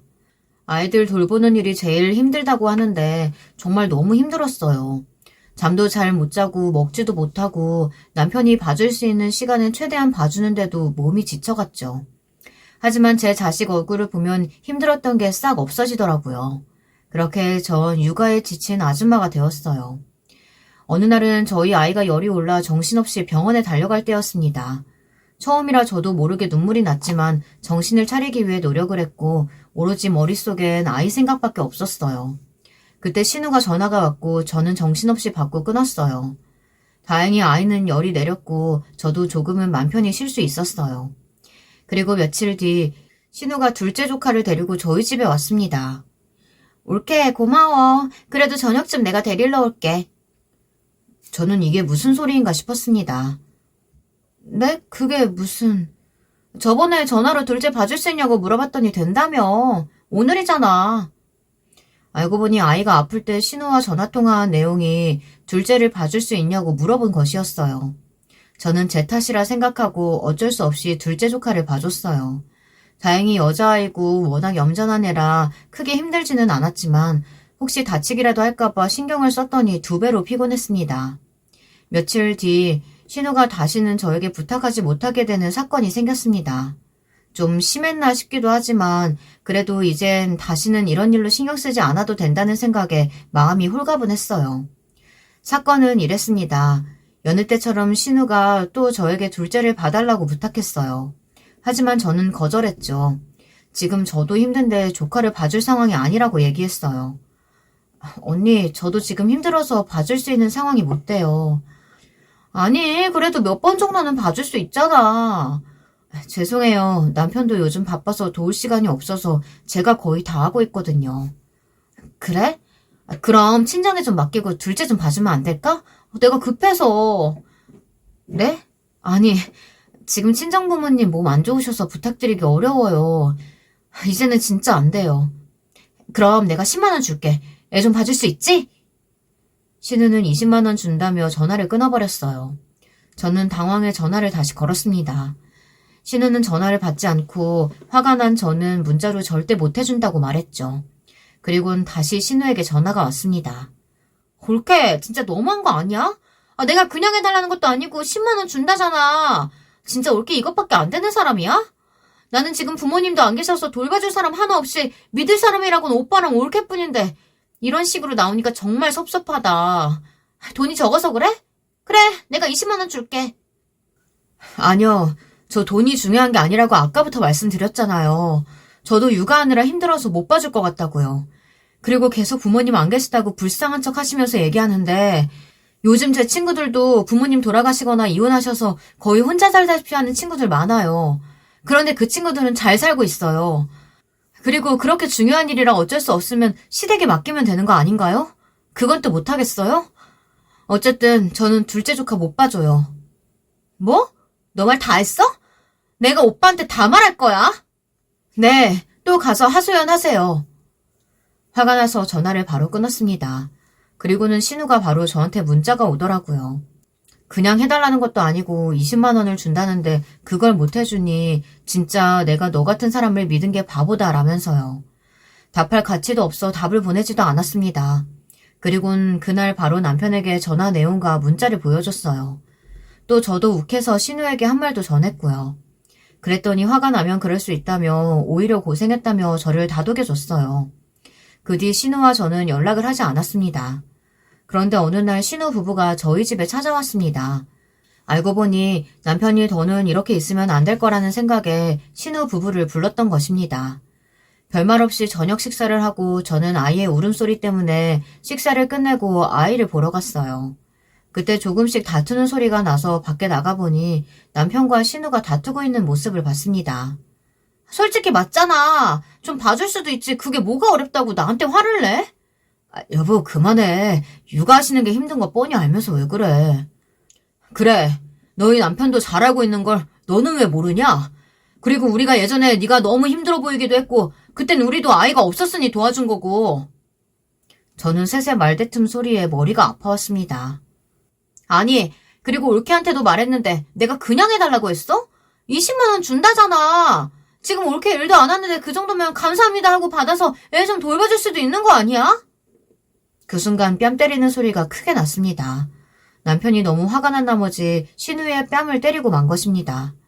남편이 그렇게 화를 내는 것은 처음 보는데 때리기까지 해서 저는 너무 놀랐어요. 여보! 아이는 이미 셋의 소리에 깨서 울고 있었고 뺨 때리는 소리 동시에 아이의 울음소리는 더 크게 들렸습니다. 내가 부모님 봐서라도 곱게 키우고 화가 나도 참았는데 이제는 한계다. 언제 정신 차릴래? 오빠, 지금 나 쳤어? 거기다가 남편이 정말 화가 끝까지 났는지 때려서 미안하다는 소리 없이 이런 식이면 다시는 찾아오지도 연락하지도 말라고 했습니다. 신우는 놀라서 집에 뛰쳐나갔고 아주버님도 얼른 짐을 챙겨 죄송하다고 하곤 집을 나갔습니다. 저는 아이를 달래느라 정신이 없었고 남편은 그래도 의자에 주저앉았고 저와 아이에게 큰 소리쳐서 미안하다고 말했습니다. 물론 저도 놀랬지만 가장 놀란 사람은 남편인 것 같아 저는 아무 말도 없이 기다려줬습니다. 남편은 자기 동생이 시간 지나면 철이 들 줄 알았다고 속상하다고 말했습니다. 좋게 타이르면 될 줄 알았는데 점점 심해지는 걸 보니 도저히 안 될 것 같아 욱하는 마음에 뺨을 때렸다고 했습니다. 저도 뺨을 때린 건 과하다고 생각이 들었지만 이렇게 해서라도 신우가 정신을 차린다면 좋겠다는 생각에 아무 말도 하지 않았습니다. 오히려 저한테는 편한 생활을 할 수 있게 해줬으니까요. 그 이후로 남편이 신우 집을 찾아가 때린 건 미안하다고 사과를 했고 신우도 잘못했다고 말을 했습니다. 저한테도 직접 찾아와 사과를 했죠. 말뿐인 사과를요. 올케, 내가 미안했어. 내가 그때 너무 흥분했네. 네, 놀라셨을 텐데 사과해 주셔서 감사해요. 그리고 저도 전에 모진 말한 게 마음에 걸려 죄송하다고 말씀드리고 싶어요. 그리고 언니, 이젠 사과할 일 안 만들었으면 좋겠어요. 아내가 잘못했다지만 너무 심하게 말하는 거 아닌가? 그때 이때까지 아무 말도 안 한 아주버님이 저한테 말이 심하다며 말을 하더군요. 그러면서 저에게 신우의 대변자 마냥 이런 건 좀 봐줄 수 있지 않냐며 저한테 되려 따지더라고요. 지금 신우가 사과를 하려 나온 자리인데 아주버님이 신우의 대변인인 양 저에게 따지는 꼴을 보니 화가 치밀어 올랐습니다. 저는 아주 힘껏 제 손바닥이 아픈 줄도 모를 정도로 아주버님의 등을 3번 때렸습니다. 아주버님, 정신 차리세요. 아주버님도 똑같아요. 아닌 척하면서 편하니까 아무 말 안 하고 신우이 편 들어주는 거 몰랐을 것 같아요? 지금 언니가 한마디 좀 해달라고 했나 보죠? 언니도 그러는 거 아니에요. 이때까지 그럼 사과는 그냥 말뿐이고 뒤에서 아주버님께 욕이라도 했나 봐요. 저는 이제 2번 다시 2분 꼴도 보기 싫네요. 옆에 있던 남편은 신우를 보고 한숨을 쉬고 아주버님 뒤통수를 한 대 치며 다시는 우리 집에 오지 말라며 말했습니다. 그렇게 저희는 신우 부부와 연을 끊게 되었습니다. 가끔은 조카들이 보고 싶지만 후회는 없는 선택이었어요. 지금은 화목하게 아들과 저 남편 알콩달콩 평화롭게 잘 살고 있답니다. 여러분, 2번째 사연 시작하기 전에 좋아요, 구독 꼭 눌러주실 거죠? 그럼 2번째 사연 바로 시작합니다. 안녕하세요. 저는 서울에 사는 30대 여자입니다. 저는 경상북도에서 태어나고 자랐고요. 처음 서울을 온 건 다름 아닌 대학 입학 때문이었어요. 저는 위로는 오빠와 아래로 여동생이 있는데 오빠는 대구에 있는 대학교를 나왔습니다. 저를 따라서 자기도 서울로 대학을 가겠다고 난리를 쳤었던 여동생은 어쩌다 보니까 부산으로 대학을 갔고요. 그래서 가족 중에서는 저 혼자 계속 서울에서 살게 됐습니다.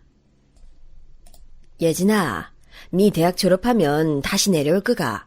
암만 해도 혼자 서울에서 계속 지내는 건 좀 무리 아니겠나?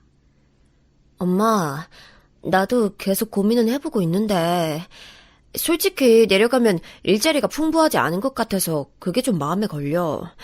그리고 초봉 차이도 있는 것 같아. 여기선 같은 직종에 들어가도 돈을 처음부터 더 많이 받는걸? 니 하나만 생각하고 둘은 생각 못하나? 니 계속 서울서 있으면 그 생활비는 우에 감당할 낀데. 니 아빠 이제 곧 회사 나오는 거 니 알고 있지? 니 똑띠 생각해서 처신 잘해라. 우리는 당연히 네가 잘 됐으면 하고 바라지만 뒷바라지를 그래 해줄 능력까지는 안 된다. 너무 섭섭하게 생각 말고 니는 서울서 대학 나온 걸로도 충분히 잘한 거니까 웬만하면 졸업하고 집에 내려오는 걸로 해라. 알았지? 근데 엄마, 나 솔직히 말하면 나 이렇게 젊고 어린 나이일 때 서울에서만 경험할 수 있는 문화생활 누리는 거 그것도 너무 중요한 것 같아. 이건 돈이랑은 비교할 수 없는 거 아이가? 말만 번지르르하게 잘하지. 네 마음은 알겠다만 네 우에 감당할 건데. 나중에 괜히 우는 소리 하지 말고 처음부터 현명하게 판단 잘했으면 좋겠다는 게 엄마 맘이다. 알았나? 네 오빠한테 들어가는 돈만으로도 벅차니까 네가 잘 생각해봐라. 니는 효녀 아이가. 엄마는 왜 또 오빠를 들먹여? 내가 이럴 줄 알았어. 역시 대화를 나눠보면 본심이 나온다니까. 내가 집에 내려가서 지내면 생활비 내놓으라 할 거지? 니는 네 가족들한테 가는 돈이 그래 아깝나? 네 심보를 왜 이래 못되게 쓰노? 니 이러면 우리 진짜 힘들다. 어? 니는 효녀니까 니가 엄마 아빠 마음 좀 알아줘라. 알았나? 제가 대학 졸업반이 되었습니다. 그때 무렵에 엄마랑 이런저런 일로 연락을 자주 주고받았었는데 꼭 보면 저한테만 자꾸 책임을 전가하더라고요. 앞으로 제가 가족들을 먹여 살려야 한다는 등, 오빠가 안정적으로 자리 잡을 때까지 제가 뒤에서 받쳐줘야 한다는 등, 여동생은 아직 철이 덜 들었으니까 제가 먼저 솔선수범을 직접 보여줘야 한다는 등, 대화를 어떻게 시작하더라도 결론은 그런 식으로 났어요. 제 등록금을 내주시면서 크게 한숨을 푹푹 쉬시더니 전액 장학금을 못한 건 조금 실망스럽다는 말씀을 하셨던 부모님. 그때는 정말 죄스러웠답니다. 내가 부족한 딸이라서 엄마 아빠를 실망시켜드렸고 힘들게 해드렸구나, 이 생각이 들어서 너무 죄송했어요.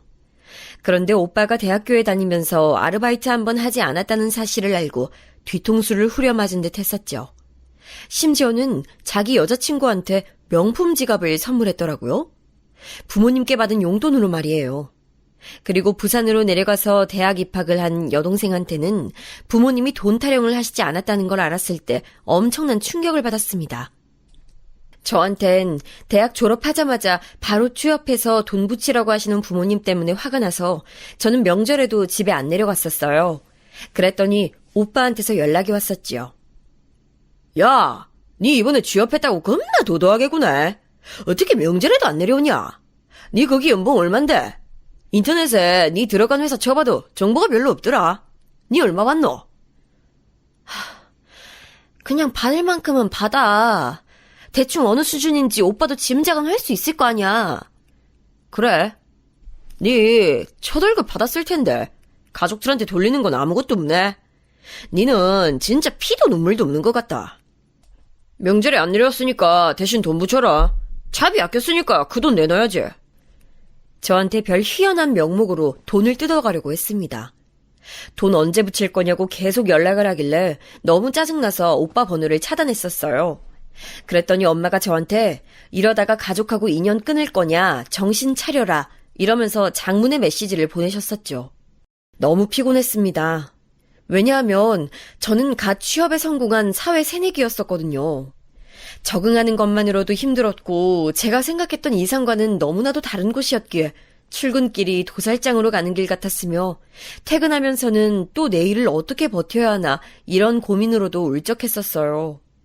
그런데 저한테 직장 생활 해보니까 어떻냐는 등 스쳐 지나가는 말로나마 가족들이 아무도 안 물어보더라고요.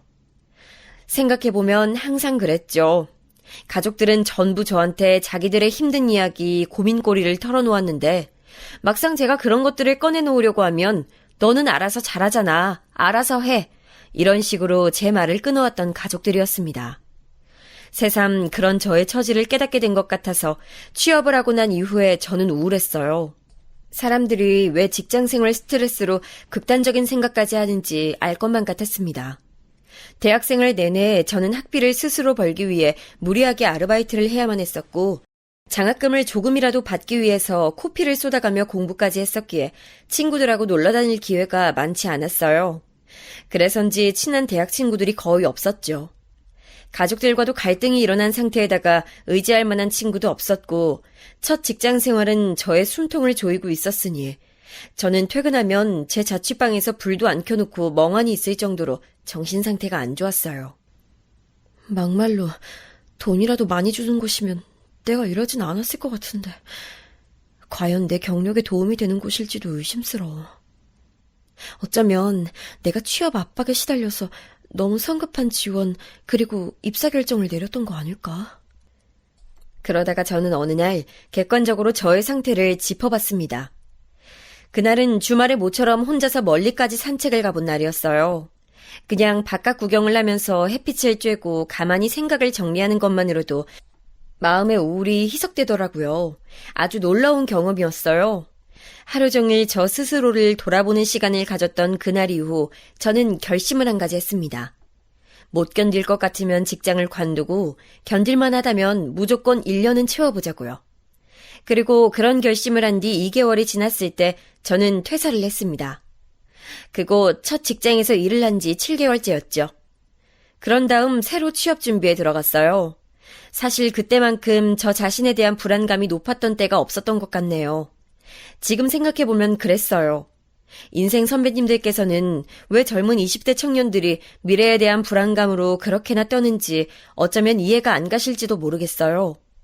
그 나이라면 아예 대학을 처음부터 다시 다녀도 될 법한 나이인데 왜 그렇게 조바심을 내면서 실패를 두려워하는지 나이 드신 분들이 보시기엔 이해가 어렵고 안타까울 만하죠. 그 시기를 지나본 제가 말씀드리자면 요즘 사회가 조금이라도 도태되는 사람을 패배자로 매도하기 때문에 그런 것 같아요.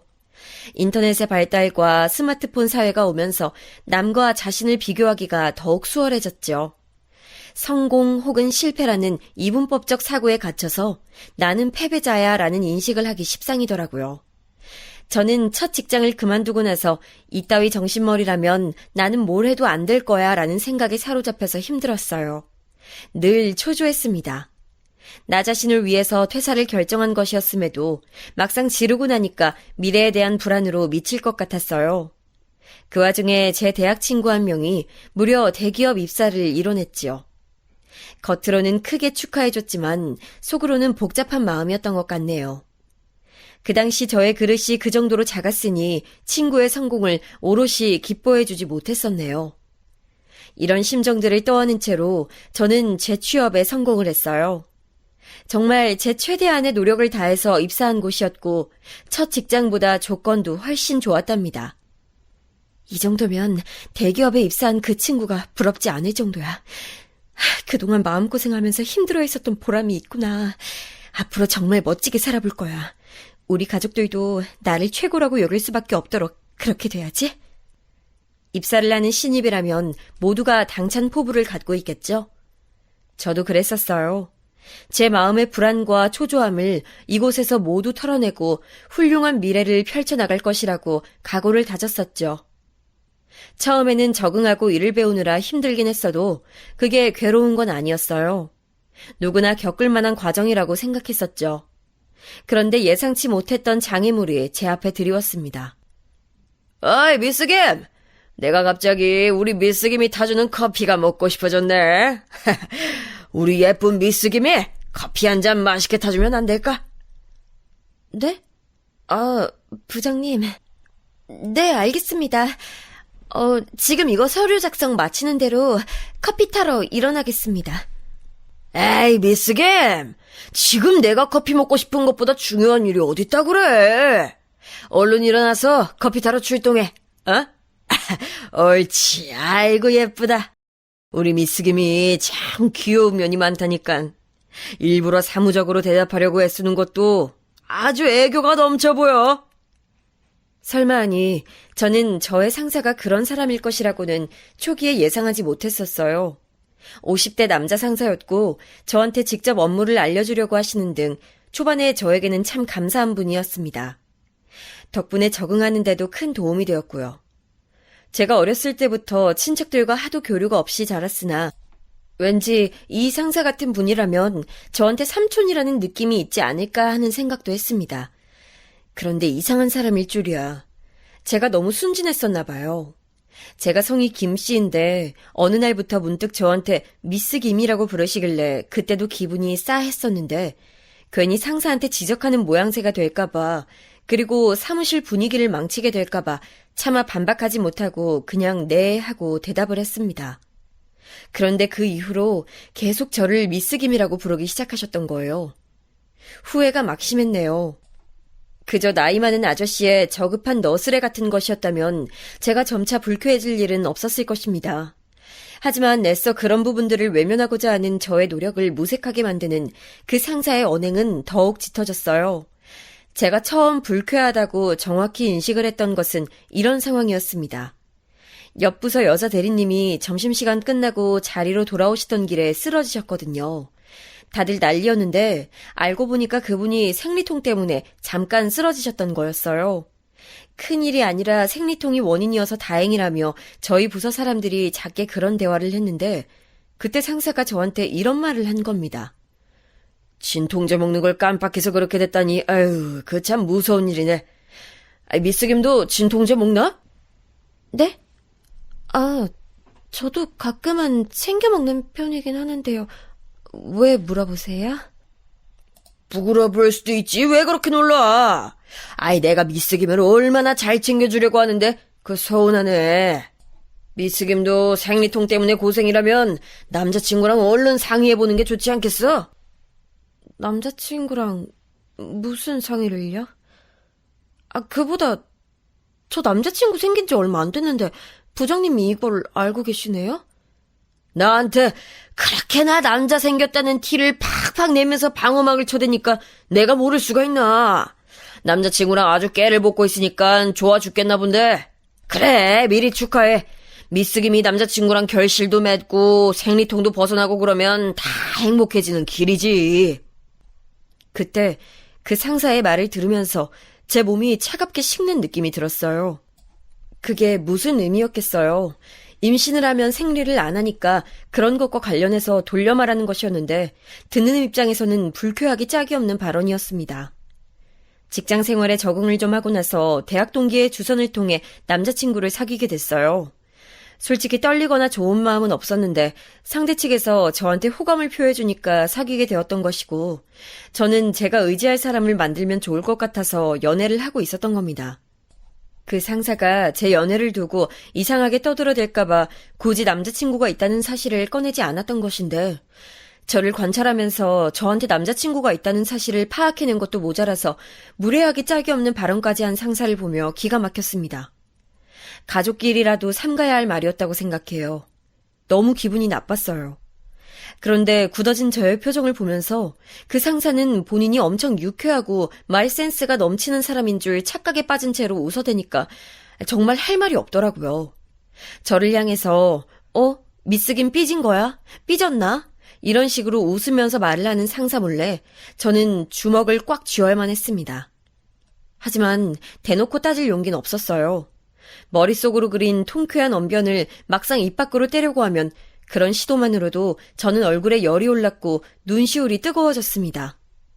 제가 그나마 이성을 잃지 않고 하고 싶은 말 하면서 따질 수 있는 상대는 가족밖에 없었어요. 가족 외의 사람들에게는 저는 학창시절에도 친구들이랑 다툴 때면 자꾸 눈물이 나오고 분한 감정이 속에서부터 머리 끝까지 차오르는 바람에 그걸 추스르느라 정신이 없던 애였어요. 저는 그래서 눈물 안 흘리고 자기가 하고 싶은 말 당당하게 남한테 하는 사람들을 신기하게 여겼습니다. 얼마나 힘든 과정을 거치고 새로 입사한 곳인데 이 좋은 조건의 직장을 잃고 싶지 않아서 저는 상사의 기분 나쁜 발언에도 그냥 입을 다무는 쪽을 택했습니다. 전 직장에서는 나이 많은 남자 상사랑 직접적으로 엮여볼 일이 없었기 때문에 모르겠다. 원래 나이 많은 남자 상사들은 저런 이상한 농담도 하고 그러는 건가? 대신에 저한테뿐만 아니라 다른 여자들한테도 그렇게 구는지 그 다음부터는 관찰해보기로 했어요. 그러다가 어떤 사실 한 가지를 알게 됐습니다. 그 상사가 접점이 있는 여자들 중에 나이가 어린 사람은 저뿐이라는 사실을요. 제 나이 바로 윗사람이 저보다 4살 연상이었는데 그분은 제가 입사하기 한 달 전에 결혼하신 분이었어요. 어리고 젊고 미혼인 여자는 저밖에 없었죠. 그 사실을 깨달은 순간 괜히 좋지 않은 예감이 저를 훑고 갔습니다. 계속 그 상사의 언행에 신경을 쓰게 되더라고요. 제가 업무적으로 질문할 게 있을 수밖에 없는 상황이 종종 왔는데요. 그럴 때마다 그 상사는 본인 자리에서 확인하고 대답을 해도 될 것을 굳이 일어나서 제 자리에 온 뒤 제 컴퓨터의 모니터를 함께 보면서 답변을 해줬습니다. 이 과정에서 본인의 얼굴을 제 얼굴 옆에다가 딱 붙였는데 진짜 기분이 더러웠어요. 몸이 닫고 있는 것도 싫었고요. 그런 게 자꾸 의식되니까 저는 점점 그 상사를 대할 때 표정을 굳히게 되었고 불필요한 대화를 일절하지 않게 됐습니다. 저의 말수가 계속 줄어들고 본인의 저급한 농담에도 제가 반응을 안 해주니까 그 상사가 불만을 품었습니다. 미스김은 요즘 업무 태도가 상당히 불량하네. 저의 어떤 면에서 그렇게 느끼셨어요? 제가 부족한 점이 있었다면 시정하겠습니다. 바로 그런 부분이야. 왜 로봇처럼 대답을 하는 거야? 누가 미스김만이랄까봐. 부장님, 다른 분들한테는 안 그러시면서 저한테만 미스김이라고 칭하시는 거 죄송하지만 저는 기분이 좋지 않습니다. 제 이름은 미스김이 아니라 김예진인데요. 김씨니까 미스김 맞잖아. 미스김은 그 드라마도 봐봤어? 그 김혜수 나오는 드라마에서 여주인공이 미스김이었잖아. 로보트처럼 모든 업무를 만능으로 해냈던 역할. 그런데 우리 미스김도 똑 부러지게 일을 잘하니까 아이 마침 내가 그 별명이 딱이라서 붙여준 거지. 그게 그렇게 마음에 안 들고 불만이었어? 아니, 그렇다기보단 저한테 아무런 의견도 구하신 적 없이 무작정 미스김이라고 부르시면서 잔심부름을 많이 시키셨잖아요. 그래서 솔직히 좋은 마음이 들긴 어려웠어요. 역시 여자들은 이래서 안 돼. 매사의 모든 일을 감정적으로 받아들이고 또 감정적으로 대응하려고 든다니까. 상사가 말하면 부하는 그저 상명하복해야 되는데 지 기분 나쁘면 기분 나쁘다고 일 제대로 안 하고 업무 강도 높다고 불평하고 힘쓰는 일엔 빠지려고 들고 이래서 여자들이랑 일하기 힘들어. 이봐 미스겐, 특별 취급받고 싶으면 나한테 예쁨이라도 받아야지. 이도저도 안 돼서 어떻게 할래? 당시에 저는 그 상사에게 맞설 만한 깜냥이 안 됐습니다. 지금 생각해보면 황당하기 짝이 없는 논리를 저한테 들이대면서 저의 길을 꺾어놓으려는 수작이었는데요. 그때는 그 상사가 무섭게 느껴져서 아무 말도 못했습니다. 그런 저를 보면서 일부러 그 상사는 크게 한숨을 푹푹 내쉬었고, 그렇게 되면 저는 눈치를 살피면서 좌불안석인 가운데 일을 했었습니다. 우리 미스겜이 김혜수보다 외적인 건 좀 떨어지지만 여자는 나이 어린 게 최고니까 최종 점수는 미스겜이 더 높다고 할 수 있지. 이런 어이없는 소리를 듣고 있어야 하는 제 처지가 너무 처량했어요. 그리고 저보고 힘내라면서 제 자리 뒤로 와서는 저의 어깨를 그 상사가 주무를 때마다 저는 형용할 수 없는 수치심에 시달렸습니다. 제가 기분 나빠하는 티를 내면 그 상사는 혀를 끌끌 차면서 저한테 인간관계 점수가 꽝이라고 그랬고요. 처신을 그렇게 못해서야 앞으로 어떻게 사회생활을 할 수 있겠냐면서 잔소리도 자주 했습니다. 미스김은 이번 크리스마스 때 뭐 특별한 계획 있나? 역시 남자친구랑 만나서 데이트하겠지? 네? 웬만하면 그렇게 되지 않을까 싶어요. 크리스마스가 다음 주인데 나 선물 기대해도 되지? 선물이라니 어떤 걸 말씀이세요, 부장님? 이렇게 젊은 여자 부하 직원이 있는데 크리스마스 선물도 내가 못 받는다는 게 말이 돼? 야, 미스김 아직 갈 길 멀었어. 내가 이런 거 안 가르쳐줬으면 미스김은 어디 가서 센스 없는 여자로 소문날 일만 남았을 거야. 나한테 고마워해야 돼. 크리스마스 선물이요? 네, 무슨 말씀 하시는지 이해했습니다. 또 재미없게 대답한다. 그런데 미스김, 그럴 때마다 오히려 귀여워 보이는 거 알아? 그게 제일 애교 부리는 행동처럼 보인다고 내가 얘기한 적 있었나? 그 상사가 능글맞게 말한다는 점이 저는 가장 싫었던 것 같아요. 제가 떨떠름한 표정으로 별 반응 없이 있어도 그 상사는 전혀 굴하지 않고 저를 힘들게 만들었죠. 나야 연륜이 넘치니까 그런 매력을 알아봐주는 거지만 남자친구 앞에서도 그렇게 굴면 미스김은 오래 예쁨 받긴 힘들걸. 이번 크리스마스 데이트 때 힘 좀 써봐. 이제 나이도 꺾이는데 이번에 열심히 해서 남자친구 완전히 사로잡아야지. 연애는 제가 알아서 하겠습니다. 그리고 저 아직 젊고 어린 나이라서요. 부장님께서 그런 부분은 걱정 안 해주셔도 될 것 같아요. 또 모르는 소리만 하네. 미스겐, 이제 며칠 후면 26이야. 여자는 24세 꽃 피우고 25세 만개하는 거 몰라? 그리고 이제 26부터는 서서히 시들어가지. 크리스마스 케이크랑 똑같아. 25일까진 잘 팔리지만 크리스마스 하루 지난 26일부터는 특수가 사라지잖아. 미스김한테 이런 살이 되고 뼈가 되는 조언을 해주는 어른은 나밖에 없을 거야. 그러면서 저한테 크리스마스에는 숙박업소 예약하기가 하늘의 별 따기인데 미리 해놨냐는 등 정말 저급한 질문들을 많이 했었어요.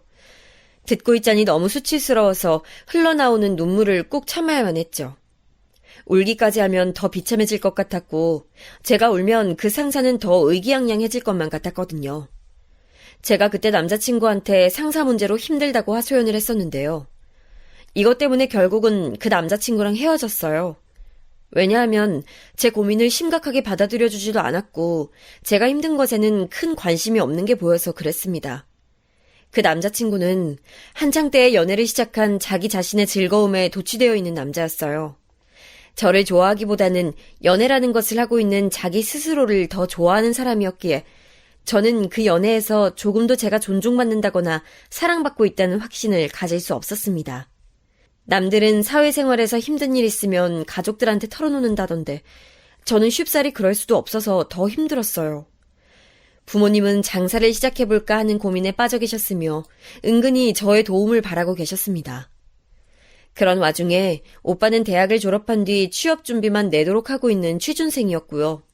연락이라도 하면 그들의 힘든 부분을 제가 들어줘야 했기 때문에 차마 먼저 대화를 청할 수도 없었다는 사실이 정말 우습고 서글프네요. 그러던 어느 날 그 골치 아픈 상사와의 큰 건수가 터졌습니다. 제가 업무적으로 안 풀리는 게 있어서 어쩔 수 없이 그 상사에게 도움을 요청하는 일이 있었어요. 그런데 그것을 그 상사는 대체 어떻게 받아들인 것인지 아주 즐겁다는 기색으로 굳이 또 제 자리를 찾아왔습니다. 그러더니 바로 저한테 본인의 얼굴을 바짝 붙였어요. 컴퓨터 마우스를 잡고 있는 제 손 위에 본인의 손을 살포시 얹길래 놀라서 빼냈더니 저를 내려다보면서 음흉하게 웃었습니다. 마치 귀엽기는 이렇게 말하는 표정으로 저를 우습게 여기는 기색이었죠. 뒤에서 저를 마치 감싸하는 듯한 자세를 취하길래 온몸에 소름이 돋았습니다. 정신 멀쩡하고 저랑 사이좋은 사람이 그랬다 하더라도 의문스러웠을 자세였는데 그 상사가 그렇게 행동하니까 너무 싫었고 모멸감을 느꼈어요. 더럽다는 생각이 들어서 바로 그 상사를 쳐냈습니다. 미숙임은 향수도 따로 안 쓰는 것 같은데 늘 향기로워. 부장님 설명 다 들었고 혼자서 일 끝낼 수 있을 것 같습니다. 이렇게 톡톡 쏘는 말투도 앙칼진 매력이라니까. 미숙임을 보면 내 나이가 야속해서 내가 10년만 더 젊었다면 이렇게 생각하다가도 내 나이면 아직 괜찮지 이런 생각이 들기를 하루에도 수십 번씩 오락가락해. 미숙임은 이런 나의 고충을 알까 모르겠네. 그 상사가 희죽거리면서 그런 말을 했을 때 드디어 저의 인내심이 바닥나 버렸던 것 같아요. 제 안에서 꾸역꾸역 누르고 있었던 것들이 터져나온 거죠. 더 이상은 여기서 못 버틴다라는 생각이 들었습니다. 너무 절망적이어서 그날부터 저는 제대로 잠도 못 잤습니다. 그 상사에게 농락당하는 제 처지에 구역질이 났고 저를 일 잘하는 부하 직원이 아니라 나이 어려서 추근덕거리고 싶은 여자로만 보는 그 상사의 태도가 역겨웠어요. 또한 동시에 제가 근무자로 인정받지 못하고 이따위 수모나 당하는 신세라는 생각이 들면서 끊임없이 자기 비하에 시달렸습니다.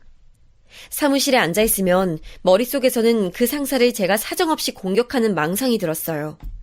저를 향해 질낮은 농담을 시도 때도 없이 날려대던 그 상사의 입을 꼬매버리는 상상은 수도 없이 했었고요.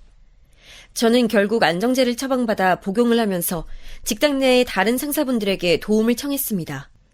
혹시 나만 이상한 사람으로 취급당하면 어떡하지?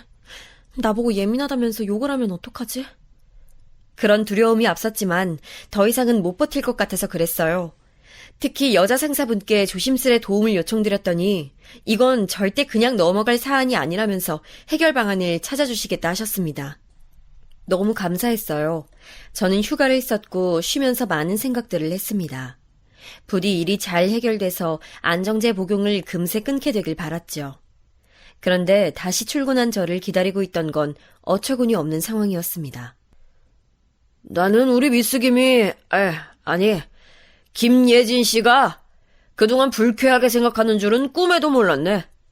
김예진 씨가 어리고 일도 잘하고 그래서 나는 우리 딸처럼 예뻐해주고 싶은 마음에 그랬던 거지. 그런 일로 뭐 정색을 하고 그랬어. 딸처럼 대해주고 싶었던 내 마음을 오해했다니.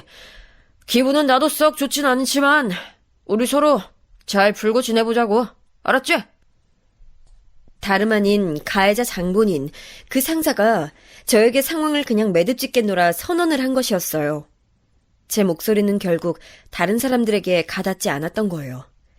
피해는 제가 봤는데 쓸데없는 분란을 만든 사람, 그게 바로 제가 되어 있었습니다. 딸처럼 생각해서 저한테 그랬다는 그 상사의 핑계가 너무 끔찍했어요. 그런데 더욱 소름이 돋았던 건 다른 분들이 저한테 던진 말들이었습니다. 하나같이 이런 말이었죠. 그냥 예진 씨가 생각을 비우고 자연스럽게 행동하면 돼. 너무 유난스레 반응하고 받아들이지 않으면 되잖아. 이루 말할 수 없을 만큼 수치스러웠습니다.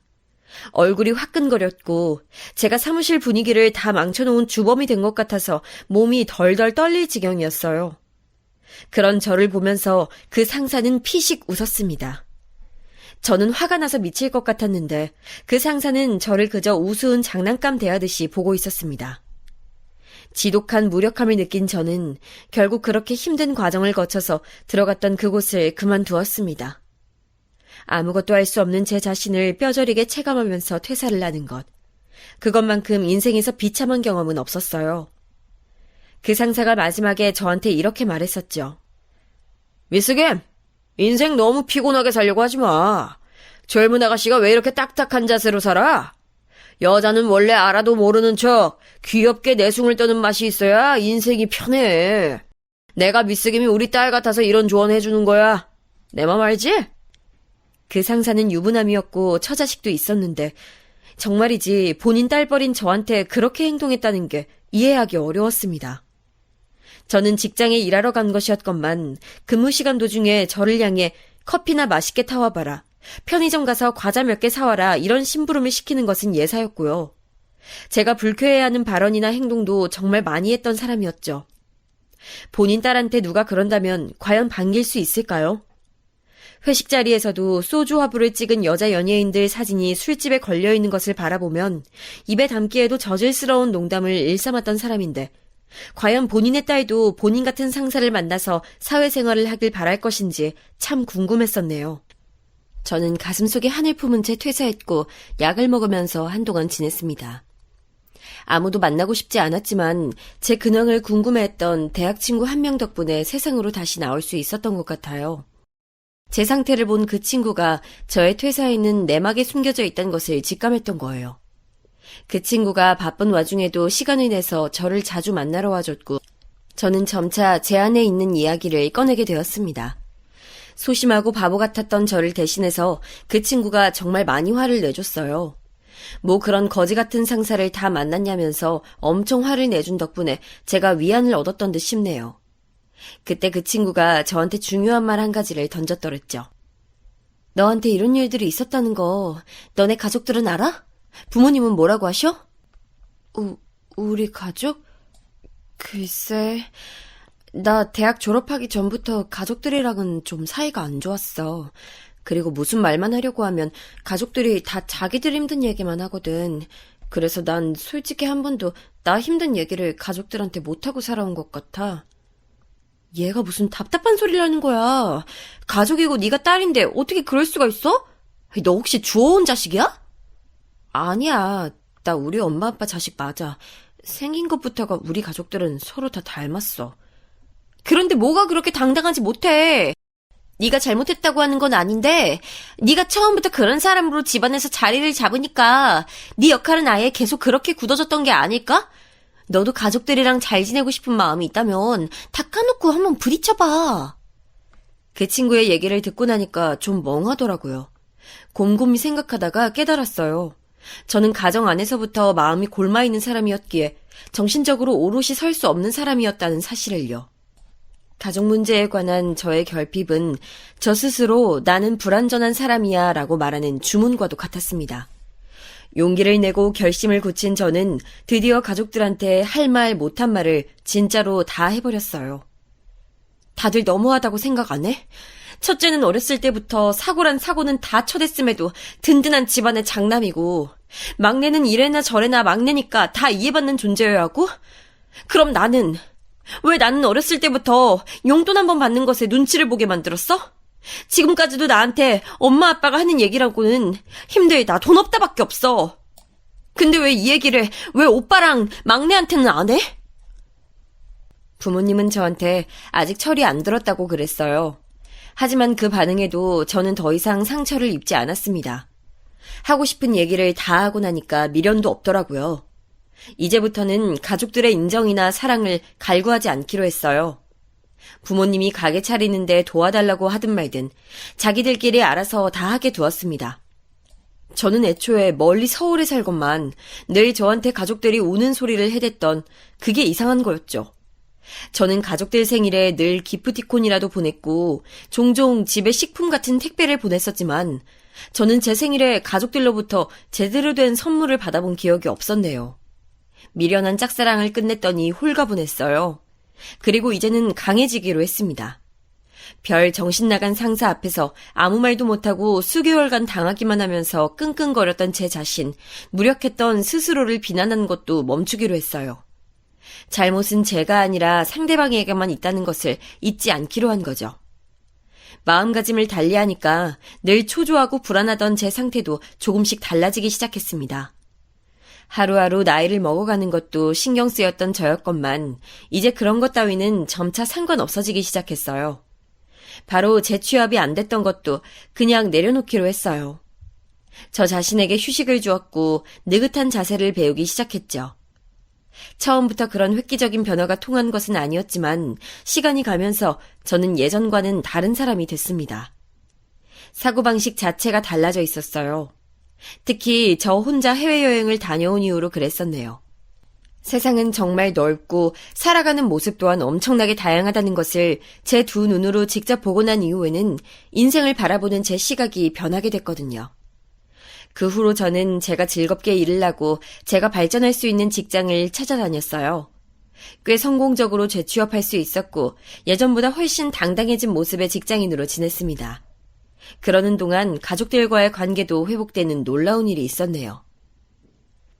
우리 집이 예전에 네 같은 착하고 잘난 딸이 있는 것을 보긴 것을 우리가 그것에 감사할 줄을 모르고 오히려 니를 만만하게 대했었으니 예진아 진짜로 미안하다.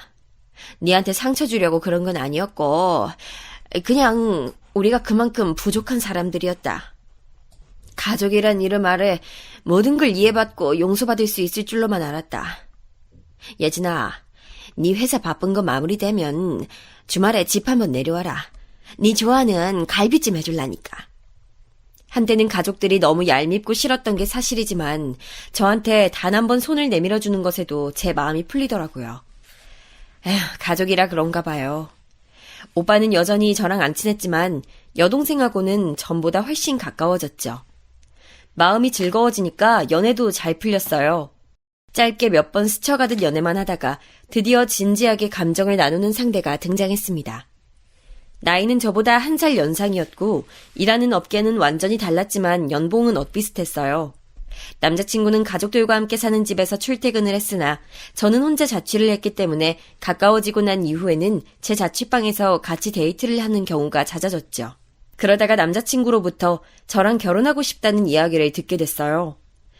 매일같이 저랑 같은 집에서 잠을 자고 일어나서 하루를 시작한다면 좋을 것 같다는 담백한 말이었지만 그것만으로도 제 마음이 정말 설레더라고요. 심장이 막 간질거리는 이상한 기분이었어요. 솔직히 내가 이 남자를 뜨겁게 사랑하는지는 모르겠지만 결혼하면 무난하게 잘 살 수 있을 거란 생각은 드네. 제가 상대를 좋아하는 것보다 상대가 저를 더 좋아하는 관계는 인생에서 처음이었죠. 저는 그 사실 한 가지에 기대서 남자친구와 결혼을 하기로 했습니다. 이윽고 남자친구의 부모님께 인사를 드리러 가게 됐어요. 얘기만 몇 번 들어봤을 뿐 어떤 분들인지 전혀 모른 상태에서 뵈러 가는 자리였기에 많이 떨렸습니다. 그때가 마침 외국에서 공부 중인 남자친구의 여동생이 학기를 마치고 한국에 나온 때였기 때문에 다 같이 한번 볼 겸해서 날을 잡은 것이었습니다. 저한테 맛있는 걸 사주겠다 하셔서 장소는 식당이었어요. 고급 해물 요리집이었는데 저는 예비 시부모님 두 분의 장소 선택에 만족하면서 남자친구와 그곳에 함께 도착했었습니다. 이미 남자친구의 아버님, 어머님, 여동생은 자리에 와 있었고요. 다들 저를 기쁘게 반겨주셔서 저도 웃으면서 자리에 앉았는데 이상하게 남자친구의 아버님이 낯 익는 느낌이 드는 거예요. 긴가민가 하면서 다시 그 아버님을 자세히 바라본 순간 엄청난 사실이 제 뇌리를 강타했습니다. 그러자마자 저는 흥분과 분노로 끓어오르는 제 자신부터 다스렸어요. 저는 더 이상 나약했던 과거의 제가 아니었죠. 상황과 판단을 마친 후에 아무렇지도 않게 먼저 입을 열었습니다. 혹시 부장님? 저 모르시겠어요? 저 예전에 부장님 밑에서 잠깐 일했었는데요. 그래요? 웬 이런 우연이 있나? 그럼 언제 내 밑에서 일을... 놀라시던 아버님이 저를 빤히 보시다가 말끝을 흐리셨죠. 저한테 저질러던 행적이 있는데 저를 쉽게 잊기란 쉽지 않으셨을 테니까요. 저를 알아보신 아버님은 안색이 금세 어두워졌습니다. 남자친구가 어리둥절하면서 자초지종을 물었고 저는 비릿한 미소를 지으며 아버님, 아니 그 상사를 쳐다본 채로 말을 이었습니다. 오빠, 내가 얘기했던 적 있던가? 나 예전에 성희롱 일삼는 상사 만나서 정신병까지 오는 바람에 퇴사했었다고. 아, 네가 말했었지. 그거 완전 갱생 불가능한 구제불능 상사였잖아. 그런데 그 얘기는 지금 왜... 설마... 무심코 제 말을 받았던 남자친구가 소스라치게 놀라면서 자기 부친을 쳐다봤죠. 그 상사는 입술을 파르르 떨면서 저에게 가짜는 말을 늘어놓으려고 했습니다. 옛날 일까지는 내가 기억을 잘 못하는데, 옛날에 무슨 오해가 있었나 봐요. 이제 거의 7년 정도 됐죠? 기억 못하실 만큼 옛날 일은 아닌 것 같은데요. 진짜 저 모르시겠어요? 저 미스 김이에요. 드라마 직장의 신에서 김혜수가 미스 김으로 나왔어서 저한테 미스 김이라 부르는 거라고 하셨잖아요. 비록 제가 김혜수보다 외모가 딸린다고 하셨지만 제가 차분하게 은은한 미소까지 지으면서 말을 하자 그 상사는 입을 다물어 버렸습니다. 제 기세가 심상치 않다는 것을 바로 알아챘던 것이죠. 상황 파악이 됐는지 남자친구의 어머님께서는 사색이 된 표정으로 저를 보고 계셨어요. 이 사람이 예전에 아가씨한테 몹쓸게 굴었다고요? 그게 정말이에요? 네, 그럼요. 정말이죠. 저한테 부당한 지시를 하신 것은 기본이었고요. 쓸데없는 신체 접촉을 하신 건 특기였죠. 저 그런데 동생분은 나이가 어떻게 되세요? 저는 전혀 동요하지 않은 채로 어머님께 답변을 드리면서 남자친구의 여동생을 향해 물었습니다. 저요? 저 26인데 갑자기 왜 물어보세요? 세상에! 26이라고요? 큰일 났네요. 부장님께서는 여자 나이 26이면 이미 시든꽃이라고 보시는데 크리스마스 케이크가 25일이 지나면 잘 안 팔리는 원리와 같다고 저에게 가르침을 주셨던 기억이 나네요. 뭐라고요? 시든꽃 안 팔리는 케이크요? 그런데 저처럼 30줄 나이에 들어선 며느리를 받아주시려고 한 걸로 봐선 예전보다 기준이 많이 완화됐나 봐요. 제 말이 끝나기가 무섭게 그 여동생이 어처구니가 없단 표정으로 자기 부친을 쳐다봤죠. 그 상사는 본인의 처자식들이 뿜어내는 매서운 기운에 주춤하더니 이내 저를 향해 소리를 질렀습니다. 이 아가씨가 겁도 없이 무슨 짓이야! 내가 옛날에 그랬다는 증거, 어디 증거라도 있어요? 어디 죄 없는 사람을! 부장님, 저한테 업무 외적으로 연락 많이 하셨었잖아요. 메일도 많이 보내셨고 문자도 많이 보내셨었고요. 제가 그걸 가지고 있을까요? 없을까요? 저는 그 상사가 윽박지르는 것에도 눈 하나 깜짝 안 하고 받아쳤습니다. 제가 부리는 배짱 앞에서 그 상사는 금세 수그러들었죠. 저를 보는 그 눈빛이 겁에 질려 있더라고요. 본인의 약점을 제가 갖고 있다는 생각에 겁을 집어먹은 겁니다. 예전에는 왜 그렇게 그 상사가 무서워 보였는지 모르겠어요. 7년 만에 직접 보니까 무섭기는커녕 조금 우스운 마음까지 들더라고요. 그만큼 제가 달라졌던 거겠죠? 근처 테이블에서 저희 쪽을 보면서 속닥거렸고 그것에 모멸감을 느끼셨는지 어머님께서 얼굴이 시뻘개지셨어요. 이런 이유로 이 결혼을 안 하게 될 줄은 몰랐어요. 참 아쉽고 슬프지만 어쩔 수 없죠. 부장님과 제가 시아버지 며느리 관계가 될 순 없잖아요. 안 그래요? 저는 시아버지로부터 언제 이상한 짓을 당할까 두려움에 떠는 며느리가 되고 싶진 않아서요. 저는 간결하게 제 생각을 늘어놓은 후 자리에서 일어났습니다. 옆에서 남자친구가 몸을 조금 떨고 있었던 것 같아요. 그 상사는 고개를 푹 숙인 채로 저를 쳐다보지 않았어요. 저는 어머님과 여동생 쪽을 향해 꾸벅 목례를 한 뒤 자리를 벗어났습니다. 남자친구가 저를 따라오려고 했지만 완강하게 저는 거절했어요. 지금은 어떤 이야기도 나누고 싶지 않다고 했죠. 아버지, 설마 아버지가 예진이를 힘들게 했던 그 미친 변태 상사였을 줄은 상상도 못했습니다. 이게 뭐냐고요? 남자친구가 따지는 소리가 식당을 빠져나오는 제 귀에 들렸었네요. 그 여동생도 뭐라 앞에서 거들고 있었고요. 저는 택시를 잡아타고 가는 길에 방금 제가 겪은 일을 그제서야 짚어봤어요. 그 상사가 설마 남자친구의 아버지였다니. 그리고 이런 식으로 재회를 하게 되다니 너무 얼떨떨했고 채 가시지 않은 흥분으로 몸이 떨리고 있었습니다. 과연 잘한 처신인가 싶기도 했지만 갑작스러웠던 그 상황에서 나름 최선의 반응을 제가 보인 거라고 저 스스로를 다독였어요. 남자친구랑은 그 후로 헤어졌어요. 제가 이별을 통보했죠. 남자친구가 많이 울었습니다. 차마 자기가 너무 미안해서 저를 붙잡지도 못하겠다면서 엉엉 울었습니다. 제가 남자친구랑 연애하면서 그 상사 얘기를 다 털어놨었거든요. 그래서 남자친구는 그 상사의 추악함을 너무나도 잘 알고 있었는데 그게 자기 부친이었으니 충격이 극심했나 봐요. 자기 아들을 이렇게 상처 입혔으니 그 상사도 정말 업보를 돌려받은 셈이었어요. 떠올려보면 그 상사가 아들 자랑을 몇 번 했었거든요. 아끼고 사랑하는 장남이었을 텐데 본인의 업보로 상황이 이렇게 되었으니 참 공교로운 일이었습니다. 그리고 몇 달 후에 그 남자친구한테서 다시 연락이 왔었는데 그 상사는 이혼을 당했다고 했습니다. 남자친구도 그 어머님도 그 여동생도 앞으로 그 상사와는 평생 상종하지 않을 거라고 했죠. 혹시 자기를 다시 만나줄 수는 없냐고 남자친구가 저에게 조심스레 물었는데 저는 끝내 거절했습니다. 오빠, 나는 완벽한 사람이 아니라서 앞으로 오빠한테 실망하는 일이 생기면 오빠가 그 사람 아들이라서 이렇구나 이런 식으로 생각하게 될까봐 나는 그게 겁나. 결혼해서 살 자신이 없어. 나에게 가장 큰 고통을 안겨줬던 사람의 아들하고 결혼하는 건 나 같은 사람한텐 정말 무리야. 저는 솔직하게 제 마음을 털어놓았고 남자친구는 정말 많이 슬퍼했어요. 하지만 결혼할 인연이 아닌 것을 부정할 수는 없었습니다. 그 상사를 다시 만나 시원하게 갚아준 이후로 저는 또 한 번 인생을 바라보는 시각을 높이게 된 것 같아요. 사람 간의 인생이 얽히면서 만들어내는 이야기에 관심도 많아졌고요. 이런 경험을 미천 삼아서 작은 부업을 하게 됐는데 저는 현재 성공적으로 투잡을 이어가는 사람이 됐습니다.